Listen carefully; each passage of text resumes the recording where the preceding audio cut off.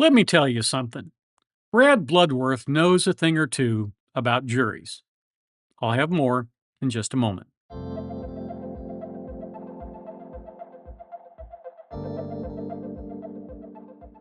Hi, Tony DeWitt here, Missouri appellate attorney, retired. This is a trial channel.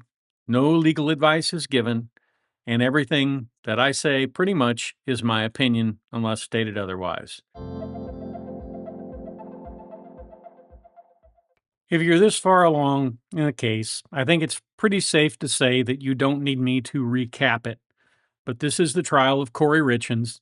She's charged with murder. Wendy Lewis gave the closing argument for the defense, and now Brad Bloodworth gets to get up and go to work in rebuttal. Brad Bloodworth, or more properly, Bradley William Bloodworth, has more than 2 decades of trial experience in criminal law. He spent over 23 years in courtroom practice, prosecuting serious violent crimes, including murder, special victims unit assaults, aggravated assaults, gang-related offenses, drug trafficking cases. Interestingly, and something you may all appreciate, he has worked on both sides of the aisle during his career, having experience as both the prosecutor and the defense attorney. That dual background often shows up in trial style because the lawyers who have tried cases from both perspectives tend to understand how juries perceive arguments from each side. And this certainly showed up in his rebuttal closing, and he opens it with a little bit of masterful judo, and it shows up in the way he handled an image that was shown during the defense's opening statement. Parlor tricks are not legal standards. I need to point out that the reason this is so masterful is because the defense came in the opening statement and said, look, there are 2 ways to looking at this picture. If you look at it one way, there's a young lady facing away from you. And if you look at it another way, there's an old woman sitting there with a feather pulling out of her head. And that, somehow that means that the evidence is apparently equal. He defeats that suggestion pretty quickly here. Legal standards are what matter. Let's review a couple of the important ones. You'll have them in your instructions when you go back to deliberate. Reasonable doubt.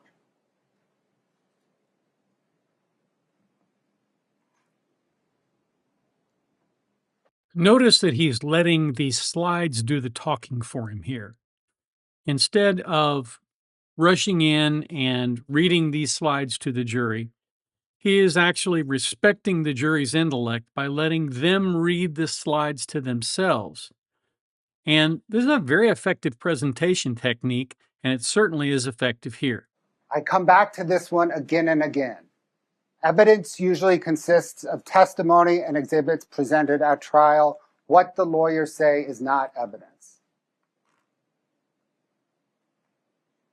I've come back to this slide in rebuttal precisely because of defense's closing.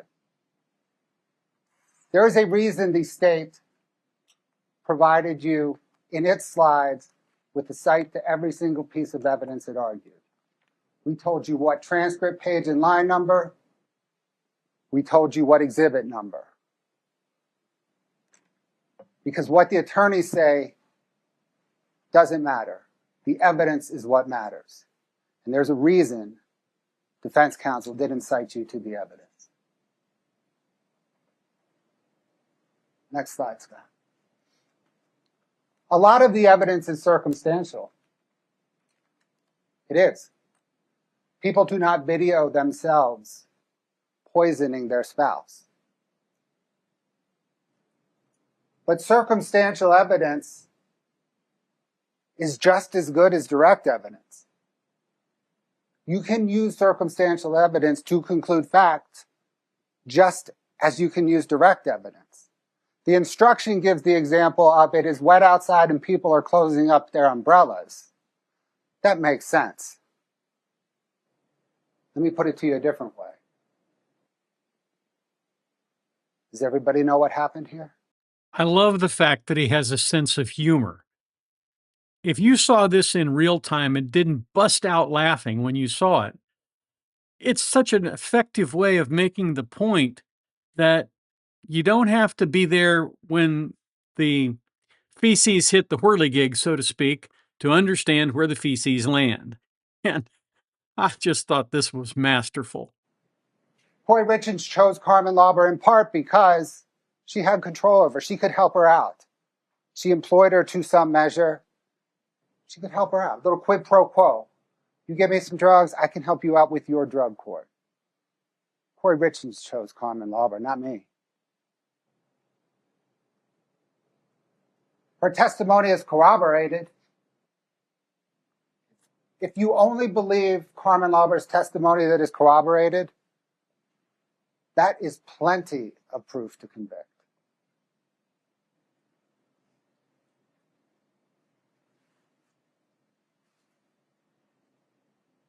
She was only at that Maverick in Draper 3 times.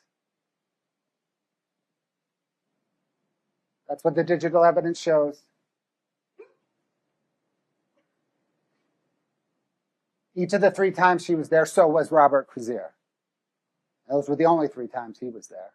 I don't know about you, but I loved the line about Kouri Richins chose Carmen, not me, because it's true. The reason that Carmen is in this case is because of Kouri Richins, not because of anybody else. The state didn't go out and recruit a snitch. And I think that's really important. And I think he made a good point, and I love the way he's putting this information up on a slide.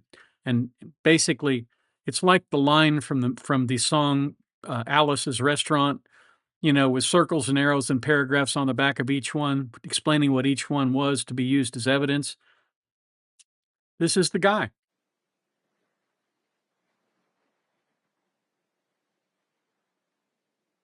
Consciousness of guilt is evidence of guilt. Kouri had a guilty conscience. She couldn't talk to her father that night, not because she was overcome by grief, because she could not face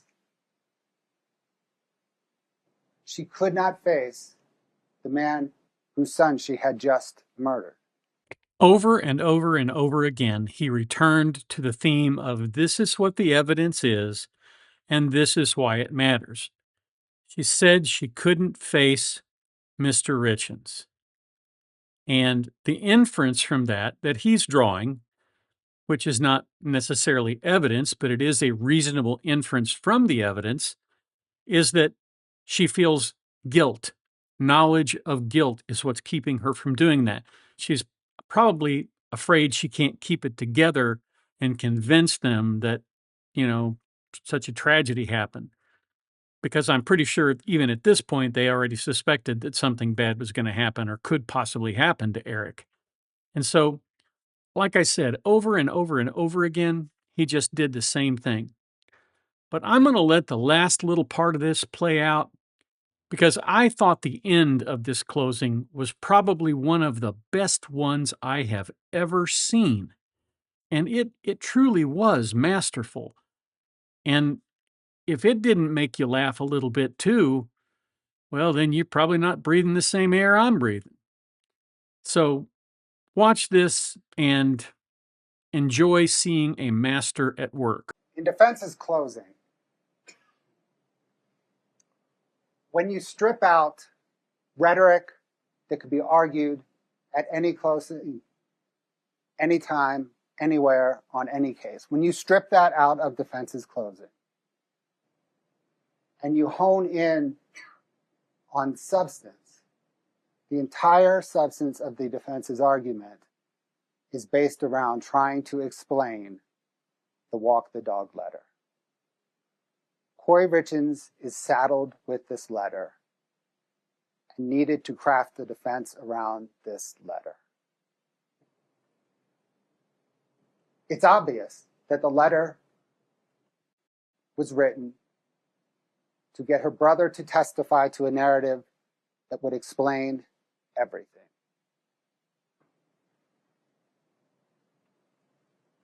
Let's unpack the letter in about 15 or so sentences, not with what Kouri Richens wrote, but with what the evidence showed. It's a translation from what Kouri Richens wrote to what the evidence shows. First part, here's what I'm thinking, but you have to talk to Ronnie. He would potentially have to testify to this, but it's super short. What the evidence shows is this says, I'm thinking that if you tell Ronnie to testify to what I'm about to write, it will explain everything and I will not get convicted.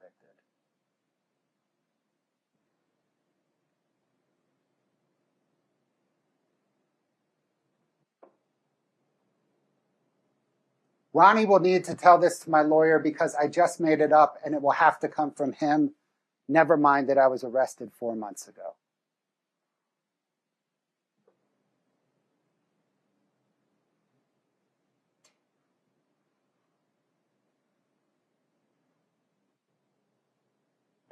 I need an excuse for Ronnie and Eric to be hanging out. Never mind that football season ended a month earlier.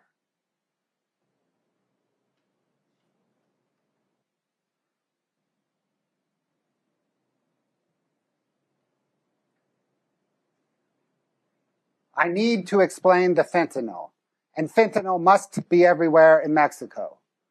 Never mind that Eric would have to fly with the fentanyl, and I later say that Eric would not fly with drugs for fear of getting caught.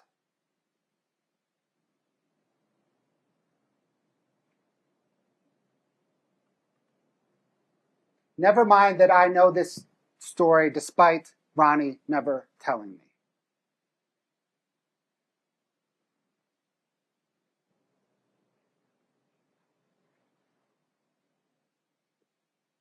I need to explain why everyone will testify that Eric never used drugs.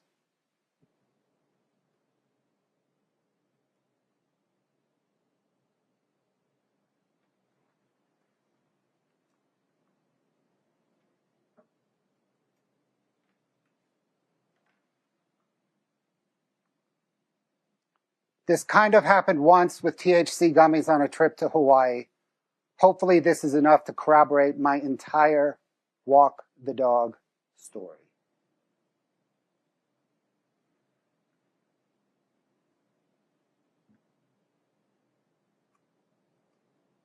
I need to distance myself from fentanyl.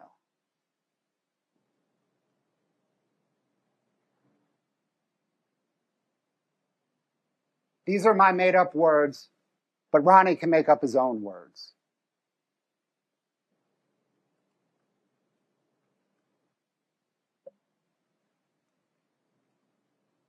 If Ronnie does not say these things, I'm convicted.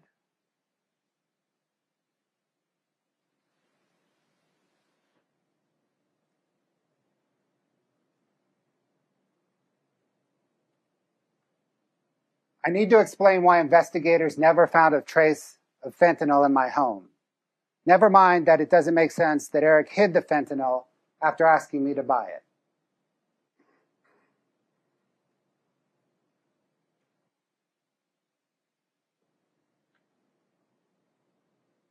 Don't get caught passing this made-up story along to Ronnie.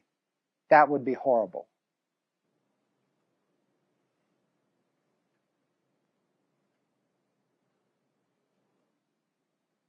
Tell Ronnie to keep the story short so that he does not mess it up. Since his conversation with Eric never happened, tell him that it was only 2 minutes long.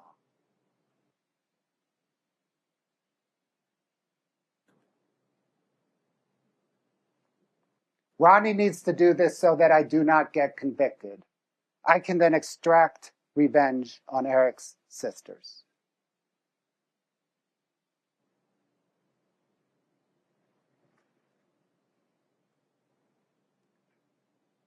Remember, I just made this story up, so my lawyer does not know it yet.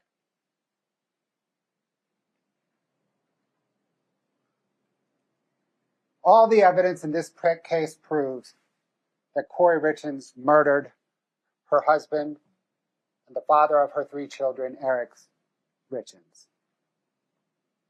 There is no other rational explanation for the evidence.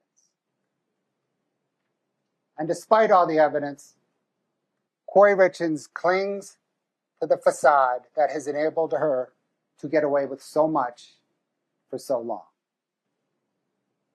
And despite all the evidence, Kouri Richens doubles down and blames Eric. She is intensely ambitious. See through her facade, check her ambition. Do not let her get away with murder. What could I possibly add to that? That was, I think, the reason that the jury was only out for a short time.